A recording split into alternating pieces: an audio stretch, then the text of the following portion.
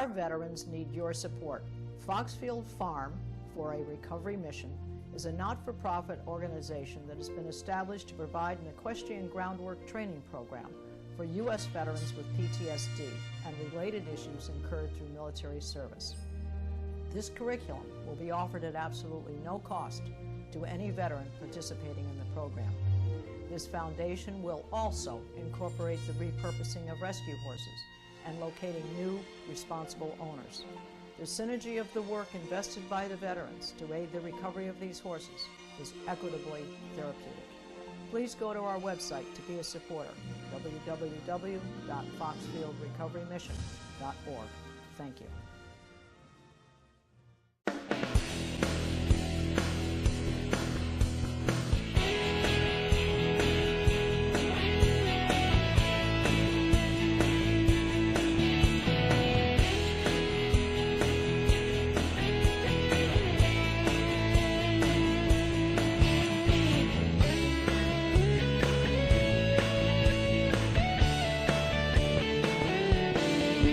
Your host, Hello, and thank you for joining me today.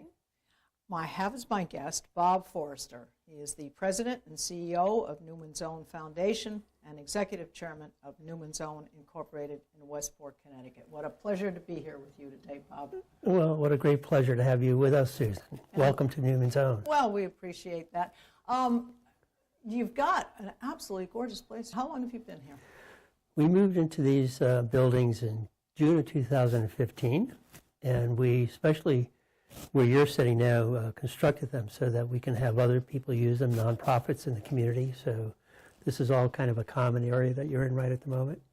And we've consolidated everybody here. So it's, and how many people are involved in this entire group? Well, if you take all of Newman's Own, everything is about Yes. 74 people, and approximately 60 of them are here, and then, well, I'm sorry, 50, 55 are here, the balance in California. Mm-hmm. All right, now, and incorporated within this building, you have a test kitchen for all of the food. Some of them we have on the table here. I noticed there's a new product. I haven't had a chance to try that. You take some with you. This, I have to tell you, we enjoy a lot of these products. Thank you. And that's, I'm not pushing anything. I'm just saying it's terrific, so I'm anxious to try that. Good. But give us a feel. This is the part that I think our viewers would like to hear about, is how did your friendship with Paul Newman start, and then where did the foundation begin? Well, my friendship with Paul started one day when I got a call, to come down and see Paul. He was involved in building one of the camps overseas, the first one, talking about the hole-in-the-wall camps that began in Ashford, Connecticut. And it was in Ireland, and there seemed to be some troubles. I had my own consulting company. It was located in Farmington, Connecticut.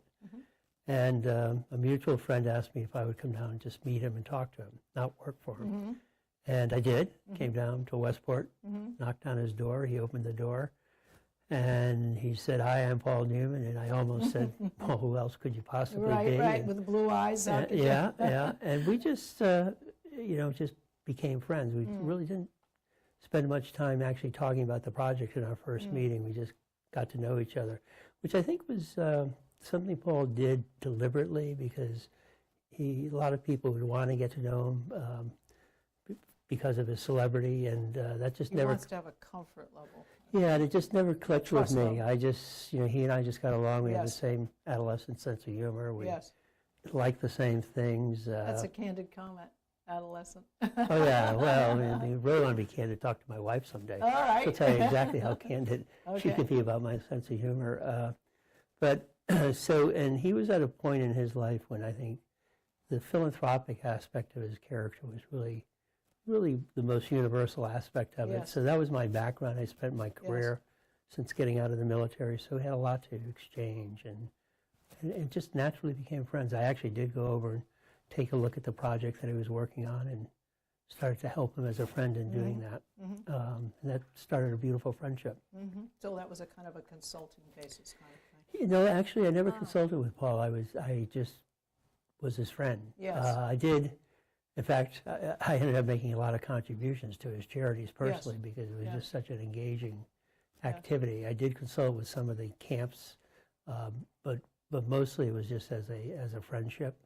And that was in 92, 93 when we first met. Mm-hmm. Of course, he passed away in 2008. So. Mm-hmm. Now, where did the whole food thing come in to play?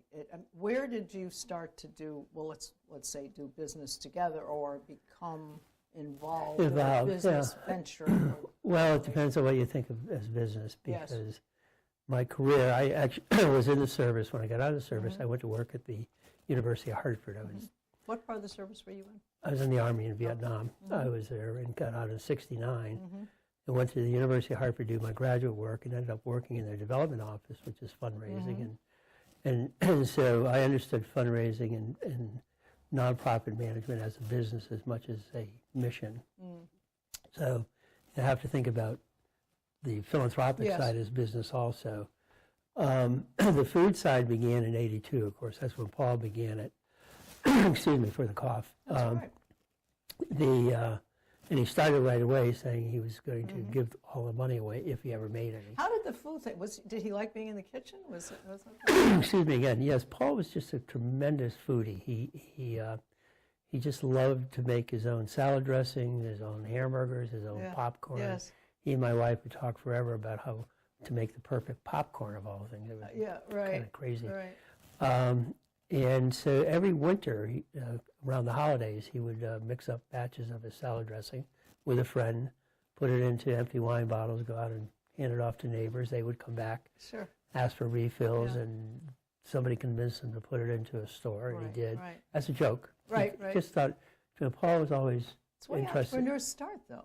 That's the whole Yeah, thing. and he was a good entrepreneur. He had the instincts of an entrepreneur. He was also very fiscally conservative, so he never built a large organization, but he had the instincts to take risk, and he really knew food. He wasn't a person who would want to preach his principles to others, but he really believed that food you found in your garden was much tastier than what you could buy in a store. So he made his own food, and that's why we were all natural products from the very beginning. So that's how the food company got going, and in fact, he used to call it the joke that got out of control, and people... See, there's that humor coming. Always, yeah. Well, he was asked on the Today Show, I think it was Gene Shalit, I can't recall, who interviewed him when he got started. And one of the questions he asked Paul, he said, well, you're an actor. What do you know about business? Right. And Paul looked at him as an actor, acting seriously. He said, well, I know that there are 3 things you need to know in business. Yes. I don't know any of those. And then they said, well, can a company that gives all its money away succeed? And Paul said, well, who knows? We've never tried it before. So you fast forward to 2016, there are over 300 products now. Wow. Next year we'll cross the $500 million mark in total giving. Phenomenal. So started with that one salad dressing at Christmas time, and it's gone into this really wonderful enterprise that has really demonstrated that business can really do well in terms of its business activity, its profitability, while doing good at the same time. I think that's a big point that you're making. The point is that so many foundations, a lot of times people are skeptical about them. In a way, people can invest in this foundation through the purchase of the product. So there's a receipt at their end. But there's a feeling that there is good that is being done, although it is a commercial venture. And virtually the profits, with the exception of obviously operating costs and so forth, all those profits go towards all of these foundations. Right. Is that correct? 100%. So you're absolutely right. There's the normal operating costs that a food company would have and a philanthropy licensing companies. But that's all under the supervision of an independent board of directors and compensation committees. So and we don't have stock to give to people. We actually consider the nonprofits to be our shareholders with big quotes on it. I think what lends itself to it too, I think his persona comes through. Certainly there was all the glamour of Hollywood, the notoriety, his attractive good looks, all the things that go along with that kind of life. But somehow or other, Paul had this ability to keep his feet on the ground, keep a sense of humor, And as you said, this instinct, this basic instinct, to take something in the right direction and have it be good for everyone involved. Yeah, Those are a lot of qualities that are not found. Well, Paul, if there was one word I would use, would be humility. Mm-hmm. He was almost painfully humble and courteous man. No sense of arrogance at all. No. In fact, he was offended when people act like he was a celebrity. He just felt he was just the next guy, and wanted other people to feel that way. And that experience, it really was the philosophy, in as much as he would even admit to having a philosophy. And he would talk about the role luck plays in everybody's lives. As he would put it, let me try to paraphrase. He would say something to the effect that he believed in luck, the role it plays in everyone's life, the beneficence of it in some people's lives, and the brutality of it in the lives of others. He would then go on, and he was talking not the luck of the lottery, but the luck of circumstance. Yes. And then he would go on and say, I was lucky to be born in America and all the opportunities that afforded. Right. And I was lucky to look right for the movies. And he would say, I had nothing to do with either one of those things. So think about the other people in the world who might have been born in the largest slums in the world, or into born with physical problems and that type of thing. So that was just a driving factor in Paul, and he really felt everybody was equal. We have a part of our culture here is summed up in what we call creative chaos. So that means basically that everybody has a voice. Nobody in Newman's Zone, whether it's me or anybody, is better than the other in terms of offering ideas and all of that type of thing. It was all about, hey, we're all people. We all offer our best ideas. We're all going to the same place, and that is what can we do because of the privileges that we have to maybe help make it a better world for other people. And a little-known historical fact about Paul's life came from the fact that he was in the military in the Second World War. I'm not sure if you've ever heard this, but I don't believe so he volunteered to be a Navy pilot. It was actually a program at Yale.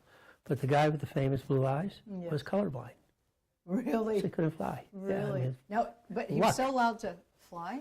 No, he couldn't fly as a pilot. So he ended up being a radio man gunner on a Avenger torpedo bomber in the Pacific. And he was part of a replacement squadron during the Battle of Okinawa. And one day, big part of his squadron was ordered to the Bunker Hill, which is an aircraft carrier, which was actively engaged in the battle. His pilot the day that they were to fly over had some kind of an infection and was grounded. So his squadron took over. Paul was supposed to be on it. The Bunker Hill was hit 2 or 3 days later by 2 kamikazes. The loss of life was 384 people, I believe. I read this all in the Navy Times, including everybody in Paul's squadron. So he was this young man who, I was in combat too. I was in Vietnam. And once you understand that you can never, ever think of yourself as special.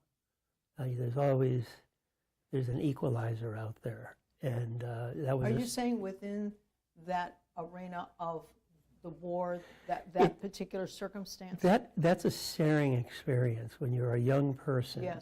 And you understand that you are someplace where there's harm all around you. And a person that might be 2 feet away from you, it just happens to be standing in the wrong place. You happen to be standing in the right place. It's a stunning, shocking experience. You don't know it at the time, but when you reflect, it's an epiphany.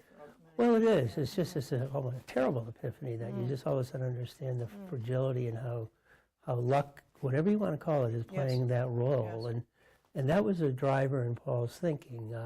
And it was just one of the events that he would point to if you really pushed him on why he thought that way, was that one experience. But he also saw other things in his life. I just think he was wired that way. He was a very sensitive guy. He's an artist. He thought that way. And so he brought those values in here. A lot of other people, that would have just been a veneer that had just rolled over. But he was very sensitive to not only people around him, to the situation he was in. he was able to take all of those things and feel them. A lot of people might not. Yeah, And right. he took them and he took those qualities forward, which made him so much part of, and to everything in life, I think, leads you to where you will eventually be. It doesn't feel that way at the time. Right. But Yep. there are things that happen that you aren't aware of at the moment that makes Right. you take the left road instead of the right road. For good or bad. For good or bad. Yeah, But- exactly. So that is imbued in the Newman Zone culture, the spirit here, but I can't say that people come in here and get transformed, because Yes. the people who come in here are already people who are motivated by the same activity. It's really the great strength of Newman Zone. It's very authentic, it's consistent, it can be trusted, not because there's a tablet that tells us what to do. The people who come here want to be part of something, and once you get here, you are part of that. We make our mistakes like anybody else, and we have moments of conflict. But you've maintained that. See, you've maintained that humility. Yeah, that there might be quality, some who someday would say I'm not a very humble guy, but they're not here. Well, I think you need to have confidence. But you need to. We have good people here, and I've always seen my job as a friend of Paul's to really be a steward, not a CEO of the. I like that word, steward. Yeah. What he left, and try to get it to the future. We're a very competitive business. We have to be in the business we're in. Thousands of products out there. And we compete against the big companies, and they can outspend us. But also, it's not just enough to have that business growing. It just has to feel right at the same time. And that's what we're trying to do, is make sure the business stays vital. It's the only place we get our money to give away. It's keeping the number of plates going. You want to keep the business going. You want to keep, obviously, a good, you want to keep the number at the end of the day, that you want your bottom line to be good. You want the people who are working here to be happy. You want the people who are buying your products. Those are a lot of things to do. Right, and ultimately we want to give away a lot of money. Yes. Well, that's a very good segue, because we want to talk about some of these foundations for which all of these products are obviously sponsoring, if you will, or supporting. Tell us about the first one. I mean, we know the hole in the wall thing, and then where did it progress from there, Bob? Well, actually, that wasn't the first, Okay. because Paul started the company in '82, so the first giving started in '83. There were small grants. The hole in the wall camp began in '88. There are now 16 of these camps around the world. Each one has a different name, and they're all under an umbrella federation called the Serious Fun Children's Network, located in Westport, Connecticut. And then there are actually 14 other smaller mini camps, you might think of them. They run anywhere from 2 to 4 weeks a year in the developing world. So this year there'll be, I think, 130,000. And these are during the summer, I take it. Now they're running year round. Well, they're year round. So the major camp component you're correct about is when school is out. Right. So in the United States, it's in north of the equator. It's in the summer. Right. And that's when the residential programs are run. But then there are weekend programs, there are in-hospital programs, there are programs below the equator that are running on different schedules. So Of course. it's all around, yeah. So, but that started in '88, and that would still be the one activity, one program that we're the closest to. And I say closest in a relative way because we're close to all of our grantees. But Paul once said if I ever had a legacy, it would be the camps and the children, and he loved it. He had a cottage up near the camps, and he would hang out with the kids because kids didn't know who he was. They just thought he was that's probably what he liked the most. He loved it. Yeah. Yeah, He could be himself. there's a great, and it's a true story, that Paul and a friend of mine and his were sitting at a lunch table, and we have our lemonade there, and on our lemonade, is like all our products, is Paul's face. Yes. And the friend pointed to Paul and asked the kid, "Camper, do you know who Paul is?" An 8-year-old kid. Yes. He didn't know who he was. So he took the lemonade and carton, turned Yes. it to him, and said, pointed to him. And the little kid looked at Paul and asked him if he was lost. Because his face is on a label. Yeah, I mean, those just things just make Actually, you that's feel just pretty- so wonderful. That's actually quite observant in many ways when you think about it. The pure innocence of it Yes, all is just yeah, wonderful. And And I think that was, as Paul would say, that you get so much more back than you can ever possibly give. Yes. But we've gone on now in the course of a typical year. We have several different kinds of programs, and one of our programs is meant to spread out smaller seed grants, and that makes a lot of grant giving. And then other programs are more focused on what we call strategic grants, where we're investing long-term, larger sums of money. Right. So in the course of a year, we might be making as many 500, 600 grants, giving away, this year it'll be 26.5, 27 million. The company itself puts Congratulations, that's terrific. Yeah, well, to everybody, yeah, it is. It's amazing. Very rewarding, very, just to know you're making a difference. Yeah, well, know that you're partnering with people. Another point of view that we bring to our giving is that, having come from the nonprofit community, I've had the experience. I know people that work in that sector are smart, they're committed, they're to be trusted, hardworking, and they're a lot smarter than we are about what it is they're trying to do. So we're not a foundation that thinks up a program to solve a problem. We have broad areas to look at, and then we hope to find people we can partner with. You're kind of researching what needs to be done and then finding a way to inviting them into our 4 broad areas of interest. So from the camps, we now have a very significant program. It's up at the top here. I'm not sure if the camera can catch it, but that's the Cabarrus School for Girls, which is part of Shining Hope for Communities. It was actually started by, it's a fabulous story. We'll give you the book before you leave. All right. 2 young Wesleyan students who started this. It's in the largest slum in Africa. It's based on empowerment of girls and women. It's now 7 years old. It's serving 130,000 people. We had 6 of the girls here this year. We're their, quote, angel investor. Yes. We were the first donor to them and of any significance. And we actually had 6 of the girls. They're in 7th grade here this year because we're getting them ready to come to America. These are girls, if you knew Cabarrus, that's the slum that we work in.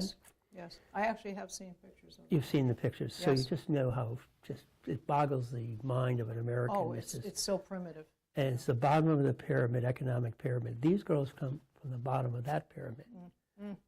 So I wouldn't even dare describe. And so there's you recognize a basic intelligence that's emerged despite it's kind of almost like grass that's finding a way to grow through the cement sidewalk. Well, it's exactly that. Except maybe what we do is take our hammer and tap the cement, so it's easier to get through. So these girls who would not possibly have an education have now won the national poetry contest of all of Kenya 4 years in a row.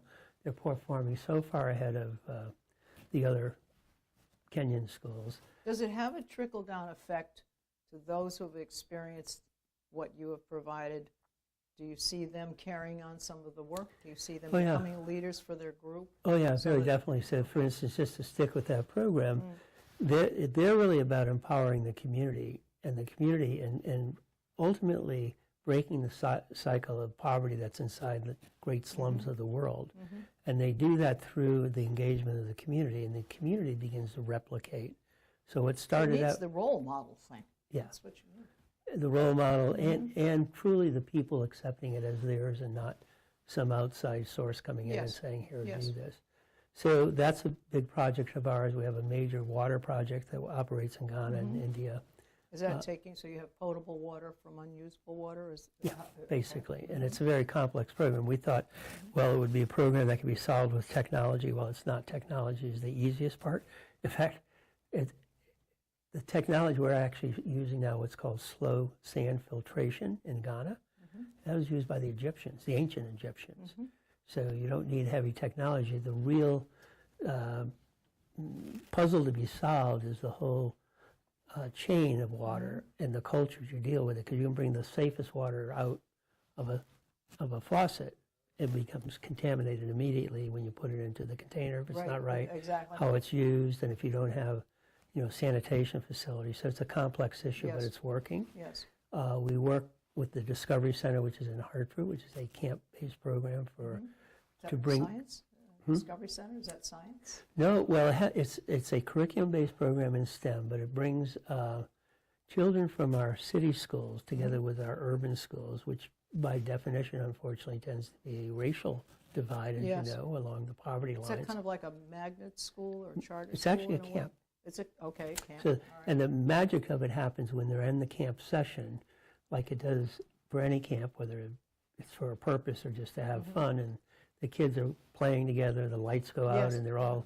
So there's a variety of programs that we are experimenting with that hopefully they always serve a purpose, and hopefully they may go on to prove something bigger that other people can take to a larger scale, is what our philosophy is. We're not as complicated as I sound. We're pretty spontaneous, too. Yes.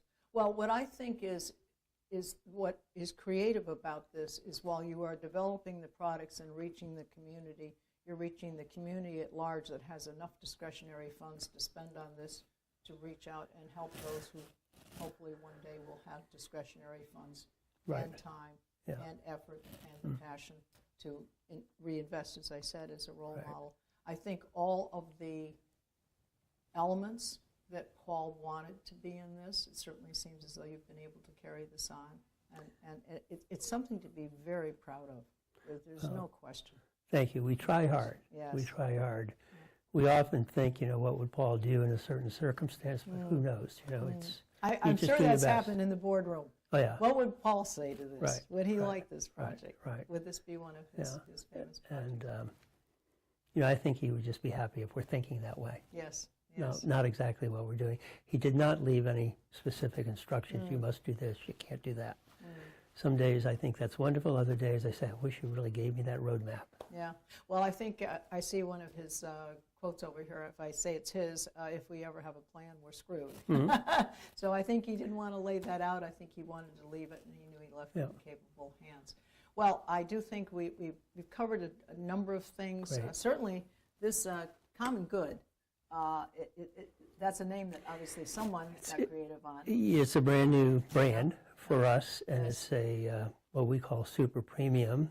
It's going to be organic, as we've come out first with the pasta sauces, 5 of them, and they're all organic. They're wonderful. You should leave here with some. Well, delighted. We'll make sure you do. It's always a plus to having a nice interview like this. Well, I do want to give your website. Great. And it Thank you. is newmansownfoundation.org, and I encourage you to go there, and I certainly encourage you to purchase some of the products if you haven't done that already. And I'd like to remind you that you can see us on Facebook, and you can see all of our programs on ctvalleyviews.com. This is Susan Regan. Thank you for joining me and bringing proof to the people.